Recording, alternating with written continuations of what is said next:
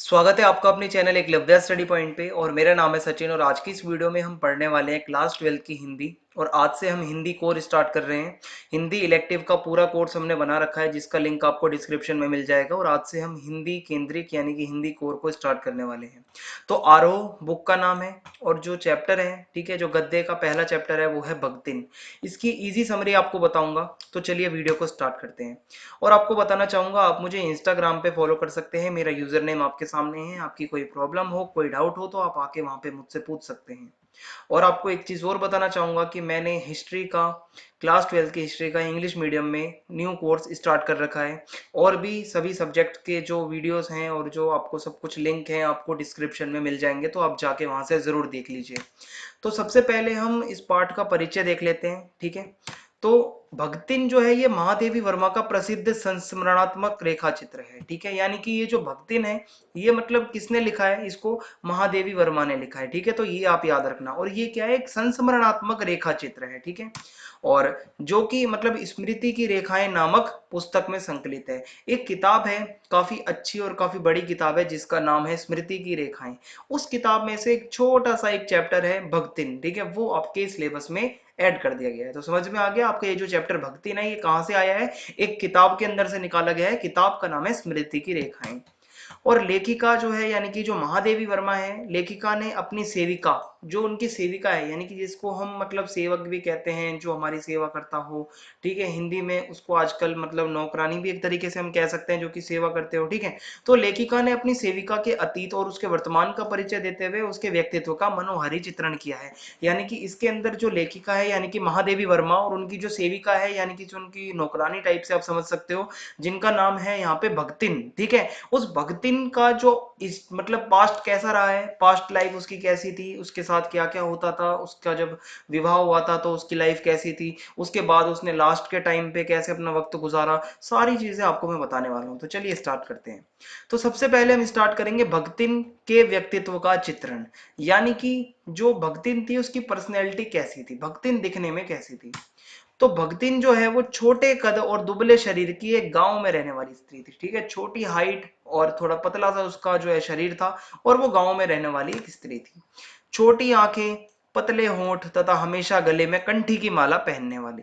उसकी जो आंखें थी काफी छोटी सी थी, ठीक है। पतली पतली जो थे उसके होंठ थे और हमेशा उनके गले में कंठी की माला रहती थी। भगतिन का असली नाम जो था लक्ष्मण था, ठीक है। अब यहाँ पे समझने की बात यह है कि जब आगे ये चैप्टर बढ़ेगा तो भगतिन की जगह कई जगह लक्ष्मी नाम भी लिखा आएगा। तो लक्ष्मी भगतिन का ही नाम था, भगतिन नाम उनका बाद में पड़ा। बचपन से जो उनका नाम था, जो असली नाम था वो लक्ष्मी था, ठीक है। लक्ष्मण भी कहते थे और लक्ष्मी भी कहते थे, ठीक है। तो ये उनका असली नाम था। और ये जो भगतिन नाम है ये महादेवी वर्मा ने उनको नाम दिया था बाद में, ठीक है। तो अभी तो हम स्टार्टिंग से पढ़ेंगे कि जब वो मतलब अपने घर पे रहती थी, जो मतलब भगतिन थी, ठीक है। जब उसकी शादी मतलब हुई थी, उसका परिवार कैसा था, वो नौकरानी और मतलब शहर में नौकरी करने तो वो बाद में गई थी, ठीक है। वो सारी कहानी आपको बताऊंगा शुरू से। अब याद रखना उसका नाम लक्ष्मी था। लेकिन उसने अपनी स्वामिनी यानी कि जो उनकी मालिकिन थी, ठीक है, कौन थी? महादेवी वर्मा, से प्रार्थना की थी कि उसके नाम का प्रयोग ना किया जाए। अतः उसकी कंठी माला को देखकर लेखिका ने उसका नाम भगतिन रख लिया था। वह अहीर कुल में पैदा हुई थी, ठीक है। यानी कि जो महादेवी वर्मा जो उसकी मालकिन थी, उसको इसने लक्ष्मी ने यानी कि भगतिन ने रिक्वेस्ट करी कि आप मेरा ये नाम का इस्तेमाल मत करो लक्ष्मी का, ठीक है। और उसके बाद क्या हुआ आपको पता है, वो गले में कंठी की माला तो पहनती थी भगतिन। तो जो वो महादेवी वर्मा थी जो उसकी मालकिन थी, उसने क्या करा, उसका नाम रख दिया भगतिन, क्योंकि वो थोड़ी उसी तरीके से लगती थी जैसे कि एक भगत का जो वेश होता है, ठीक है। और वो जो थी अहीर कुल में पैदा हुई थी, तो ये याद रखना। अब हम बात करेंगे भगतिन की सौतेली माँ की, ठीक है। तो इसमें यह है कि जो भगतिन का गांव था वो था झूसी, ठीक है। झूसी गांव से थी वो। लक्ष्मी का जो लालन पालन था यानी कि जो पालन पोषण था वो उसकी सौतेली माँ ने किया था, ठीक है। 5 वर्ष की आयु में भगतिन का विवाह कर दिया गया था। 9 वर्ष की आयु में उसका गोना कर दिया गया था। यानी कि आप सब समझते ही होंगे कि पहले जो मतलब शादी तय कर देते हैं, लगभग शादी कर दी जाती है, लेकिन जो लड़की जाती है ससुराल में उसको गोना कहते हैं। तो 9 वर्ष की जब आयु हुई तो भगतिन को यानी कि लक्ष्मी को भेज दिया गया अपने ससुराल। और उसकी जो शादी हुई थी वो कहाँ पे हुई थी? हंडिया नामक एक गांव था। और वहां पे एक गोपालक था, उसका जो छोटा बेटा था, यानी कि एक गोपालक के छोटे पुत्र के साथ लक्ष्मी की शादी कर दी जाती है। अब आगे क्या होता है देखते हैं। विमाता यानी कि जो उसकी मतलब जो सौतेली माँ थी को यह मतलब ये डर सताता था कि लक्ष्मी के पिता सारी जायदाद उसके नाम ना कर दें। देखो ये जो एक सौतेली माँ होती है कभी असली माँ नहीं बन सकती, ना कभी उसके अंदर असली माँ की फीलिंग्स होती है, तो कुछ ऐसा ही इसकी माँ के साथ भी था। ये बिल्कुल एकदम मतलब एक तरीके से मतलब वो डर में रहती थी कि मान लो कल को अगर मेरे पति को कुछ हो जाए तो वो तो सारी जायदाद अपनी बेटी लक्ष्मी के नाम करके चले जाएंगे, मुझे तो कुछ भी नहीं मिलेगा। तो ऐसा हुआ यहाँ पे, और इसलिए लक्ष्मी के पिता जब बीमार पड़े तो इसकी सूचना जो है लक्ष्मी को नहीं दी गई थी, ठीक है, क्योंकि लक्ष्मी की तो शादी हो चुकी थी। तो जब लक्ष्मी के पिता यानी कि भगतिन के जो पिता थे वो बीमार पड़े तो उसकी जानकारी भगतिन की सौतेली माँ ने उसको नहीं दी, ठीक है।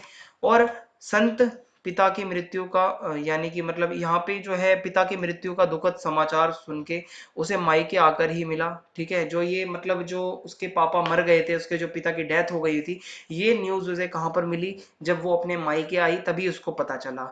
और सौतेली माँ का पूरा व्यवहार देखकर उसने मायके में पानी तक नहीं पिया और वापस ससुराल लौट गई। उसे देख के बहुत ज्यादा दुख हुआ कि यार मतलब मुझे बताया तक नहीं कि ऐसा सब कुछ हो गया, और ये सब बिहेवियर देख के, व्यवहार देख के वो बिल्कुल भी खुश नहीं थी। उसने पानी तक नहीं पिया अपने मायके का और वो वापस अपने ससुराल में आ गई, ठीक है। अब हम बात करेंगे लक्ष्मी के विवाहित जीवन की। लक्ष्मी कौन है? भगतिन है, ठीक है, मैं आपको बता रहा हूँ बार बार। तो उसका विवाहित जीवन कैसा था जब उसकी शादी हुई थी? तो देखो उसका ससुराल में भी उसको दुख ही मिला था, ठीक है। एक तो उसके मायके में उसकी जो है मतलब सौतेली माँ थी, वहां से दुख मिलता था उसे। दूसरा, जब उसका जो विवाह कर दिया गया, उसकी शादी हो गई, तो उसके बाद ससुराल में भी उसको कोई इतना सुख नहीं मिला था। सास के जो है 3 कमाने वाले बेटे थे, जो कि भगतिन की जो सास थी यानी कि जो सासू माँ थी उसके 3 कमाने वाले बेटे थे। लक्ष्मी सबसे छोटे बेटे की पत्नी थी, ठीक है। जो मतलब सास के 3 बेटे थे और उसमें से जो सबसे छोटा बेटा था उसकी जो जो मतलब पत्नी थी वो लक्ष्मी थी, ठीक है। और अपनी बेटियों सहित वो घर का सारा काम करती थी, ठीक है। लक्ष्मी का कोई बेटा नहीं था, उसकी बेटियां थी। और जेठानियां अपने बेटों के साथ मौज मस्ती में रहती थी। जो लक्ष्मी की जेठानियां थी यानी कि जो बड़े वाले 2 भाइयों की पत्नियां थी, वो अपने बेटों के साथ मस्त रहती थी। लक्ष्मी जो थी बेचारी अपनी बेटियों के साथ में घर का सारा काम करती रहती थी। लक्ष्मी की टोटल 3 बेटियां थी, यानी कि लक्ष्मी भगतिन जो है उसकी टोटल 3 बेटियां थी। अब लक्ष्मी का विवाहित जीवन आगे बढ़ाते हैं। और क्या था, बड़ी बेटी की शादी के बाद ही भगतिन के पति का देहांत हो गया, यानी कि जो भगतिन का जो पति था उसकी मृत्यु हो गई। कब मृत्यु हुई? जब भगतिन ने अपनी बड़ी बेटी की शादी की थी, ठीक है। और अपनी संपत्ति को सुरक्षित रखने के लिए उसने अपनी बेटियों की शादी कम उम्र में ही कर दी। देखो भगतिन को ये डर सताने लगा कि अब मेरे पति की तो डेथ हो गई है, अब मेरी जो प्रॉपर्टी है, जो मेरी जो संपत्ति है, इसको कोई हड़प ना ले। तो ऐसे में उसने क्या सोचा कि उसने अपनी बेटियों की शादी कम उम्र में कर दी और उसने अपने बड़े दामाद को घर जमाई बना लिया। इससे क्या होगा कि जो उसका दामाद होगा वो उनके घर में रहेगा, एक मतलब अधिकार रहेगा, उनका कब्जा रहेगा। लेकिन अगर वो शादी ना करती, अकेली रहती, तो हो सकता था कोई उसके घर को हड़प लेता। भगतिन का कुछ एक दुर्भाग्य ये भी रहा कि बड़े दामाद का भी निधन हो गया, ठीक है। जो उसने शादी करी थी अपनी बड़ी बेटी की, उसका जो दामाद था मतलब उसकी भी डेथ हो गई। तो ये मतलब एक तरीके से कह सकते हो कितनी ज्यादा किस्मत खराब थी लक्ष्मी की। और क्या होता है, जेठ के लड़के का साला लक्ष्मी की बड़ी बेटी से शादी करने की जिद में जबरदस्ती घर में घुस गया, तो बड़ी लड़की ने उसे अच्छी तरह पीटा। यानी कि जो लक्ष्मी का जेठ था, ठीक है, यानी कि लक्ष्मी के पति का बड़ा भाई, जेठ के जो मतलब लड़के का साला था, उस वो जो था मतलब लक्ष्मी की बड़ी बेटी से शादी करना चाहता था, मतलब उस पे एक तरीके से बुरी नजर रखता था। जबरदस्ती एक दिन घर में घुस गया वो लक्ष्मी के, और बड़ी लड़की ने उसे अच्छी तरीके से पीटा। उस युवक ने सभी से झूठ बोला कि किसी लड़की ने मुझे मतलब इसी लड़की ने मुझे बुलाया था।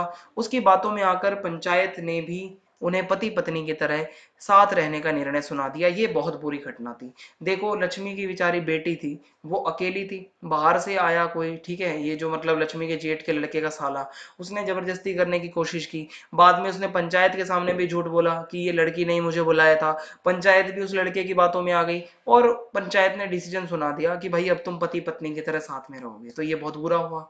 और क्या हुआ, उन्हें दुखी होकर पंचायत का निर्णय मानना पड़ा, ठीक है। और अब घर में गरीबी रहने लगी, झगड़ा होने लगा, ठीक है। झगड़ा तो होगा ही जब दोनों आपस में सहमत नहीं थे और वो लड़का जबरदस्ती करके अंदर घुसा था और उस बेचारी को अब उसके साथ रहना पड़ रहा था, तो काफी ज्यादा उनको तकलीफें होने लगी। तथा लगान समय पर ना चुका पाने के कारण भक्तिन को दिन भर धूप में खड़े रहने का दंड सहना पड़ा, ठीक है। जो लगान था वो भक्तिन नहीं चुका पाती थी तो उसको बहुत सारी सजाएं भी मिली, उसको कड़ी धूप में दिन भर खड़ा होना पड़ता था, दंड मिलता था उसे। और ये सब अपमान और कलंक को वो भक्तिन जो थी वो सह ना सकी, वो बिल्कुल बर्दाश्त नहीं कर सकी इन सब चीजों को। और वो कमाने के उद्देश्य से शहर में आ गई। यहाँ से भगतिन जो है, जो कि एक लड़की थी लक्ष्मी, ठीक है, लक्ष्मी जो वो गांव तक जिसको लक्ष्मीन कहते थे, अब उसका नाम शहर में आके भगतिन बनेगा, ठीक है। अभी तक वो जो थी वो लक्ष्मी ही थी, ठीक है। तो आप बिल्कुल भी कंफ्यूज मत होना, मैं आपको बताता जा रहा हूं। अब इसकी मुलाकात महादेवी वर्मा से होगी शहर के अंदर जब ये भगतिन आ चुकी है, ठीक है, लक्ष्मी। तो आइए देखते हैं भगतिन का शहरी जीवन। तो शहर में भगतिन लेखिका के पास रहकर उसके घर का काम करने लगी थी। भगतिन काम की तलाश में शहर में आई थी और वहां पे उसने लेखिका यानी कि महादेवी वर्मा के घर का वो काम करने लगी। सुबह के समय भगतिन नहा धोकर लेखिका की धोती पहनकर 2 मिनट जप करती थी, ठीक है, और सूर्य एवं पीपल को अर्घ देती थी और फिर वो खाना बनाती थी। तो पूरा वो अपना गांव का ही मतलब जो रूटीन है उसको फॉलो करती थी। शहर में आके वो शहरी नहीं हुई थी। और क्या होता है, भगतिन द्वारा बनाया गया भोजन, खाना कैसा बनाती थी भगतिन। देखो, भगतिन द्वारा बनाया गया भोजन एक ग्रामीण अहीर परिवार के स्तर का होता था, यानी कि मतलब इतना कोई हाई लेवल का वो भोजन नहीं बनाती थी जो शहरी लोग खाते हैं। और उसने कोई सब्जी ना बनाकर केवल दाल बना दी थी, उसने कोई सब्जी नहीं बनाई थी और उसने दाल बना दी और मोटी मोटी रोटी सेक कर काली कर दी। मतलब एक तरीके से कितना अच्छा भोजन नहीं था उसका। लेखिका ने जब इस भोजन के प्रति प्रश्नवाचक यानी कि क्वेश्चन मार्क डाल के एक मतलब प्रश्नवाचक दृष्टि डाली, तो भगतिन ने लाल मिर्च और अमचूर की चटनी या गांव से लाए गए गुड़ का प्रस्ताव रख दिया, ठीक है। जब मतलब लेखिका ने बोला कि ये मतलब कैसा सा खाना है, ये है वो है, तो भगतिन ने क्या करा, अपने साथ जो उसके पास लाल मिर्च थी, अमचूर की चटनी थी या गांव से जो वो गुड़ लाई थी, वो उसने ऑफर किया कि आप ये खा लीजिए, और वो रख दिया उसने। घी और गुड़ से अरुचि के कारण, यानी कि जो लेखिका थी महादेवी वर्मा, उसको घी और गुड़ वगैरह अच्छा नहीं लगता था। लेखिका ने इसी दाल को खाना सही समझा और वो दाल को खा पी कर, रोटी खाकर वो चली गई अपनी यूनिवर्सिटी यानी कि विश्वविद्यालय की तरफ वो अपने चली गई, ठीक है। और क्या होता है, भक्तिन का स्वभाव कैसा था, ये मोस्ट इंपॉर्टेंट है। तो भक्तिन दूसरों को अपने मन के अनुकूल बनाने की इच्छा रखती थी, किंतु स्वयं बदलने को तैयार नहीं थी। वो चाहती थी कि दूसरे लोग जो है मेरे सामने वो वैसे ही हो जैसा मैं चाहती हूँ, ठीक है, पर वो खुद नहीं बदलना चाहती थी खुद को। उसने लेखिका को ग्रामीण खान पान सिखा दिया, किंतु स्वयं कभी रसगुल्ला नहीं खाया और ना ही ओए को बदलकर जी पर आ सकी। आपको पता है शहर में सभी थोड़ा इज्जत से बात करते हैं, जी कहकर बात करते हैं, लेकिन भगतिन ने बिल्कुल भी ऐसा नहीं करा। भगतिन जो है वो ओए कहकर ही बुलाती थी लेखिका को, ठीक है, और बिल्कुल भी उसने शहरी जीवन को नहीं अपनाया, ग्रामीण खान पान उसने लेखिका को भी उल्टा सिखा दिया। अब भगतिन के तर्क वितर्क देखते हैं, ठीक है। भगतिन थोड़े तर्क वितर्क भी करा करती थी और उसमें क्या था कि वह लेखिका के इधर उधर पड़े पैसों को किसी मटकी में छिपा कर रख देती थी। जो लेखिका के इधर उधर पैसे पड़े रहते थे, वो क्या करती थी भगतिन, उन पैसों को उठा के एक मटकी में रख देती थी। उसका मत है, अपना घर ठहरा, पैसा रुपया जो इधर उधर पड़ा देखा तो संभाल कर रख दिया। जब लेखिका पूछती थी कि तुमने पैसे उठा के वहां क्यों रख दिए, तो वो ये कहती थी कि यार अपना ही घर है मेरे लिए तो, और जहां मैंने इधर उधर पैसा बिखरा हुआ देखा तो मैंने उसको संभाल कर रख दिया। तो ये उसके पास तर्क वितर्क रहते थे और वो अपनी बातों को शास्त्र सम्मत मानती थी, यानी कि जो उसने बात कह दी वो पत्थर की लकीर है, वो अपनी बात को सबसे ऊपर मानती थी। और क्या था, वह स्वयं पढ़ी लिखी नहीं थी, ठीक है, भगतिन जो है पढ़ी लिखी नहीं थी, और अब वो हस्ताक्षर यानी कि साइन करना भी सीखना नहीं चाहती थी। किंतु इसके पीछे भी उसका तर्क था और उसने ये बताया कि उसकी मालकिन दिन भर पढ़ती रहती है, यदि वो भी पढ़ने लगेगी तो घर का काम कौन करेगा, ठीक है। वो बिल्कुल एकदम जवाब उसके पास तैयार रहता था कि अगर उसको कोई कहता था कि पढ़ते क्यों नहीं हो, तो वो कहती थी कि अगर मेरी मालकिन दिन भर पढ़ती है, मैं भी पढ़ने लगूंगी तो घर का काम कौन करेगा। फिर क्या होता है आगे देखते हैं, लेखिका के प्रति भक्तिन का सेवा भाव। तो लेखिका के साथ भक्तिन हर समय उपस्थित रहती थी, हमेशा वो महादेवी वर्मा के साथ में ही रहती थी, जिससे लेखिका को जिस किसी भी चीज की आवश्यकता हो तो वह उसकी मदद कर सके, ठीक है, हमेशा हेल्प के लिए साथ में रहती थी भक्तिन।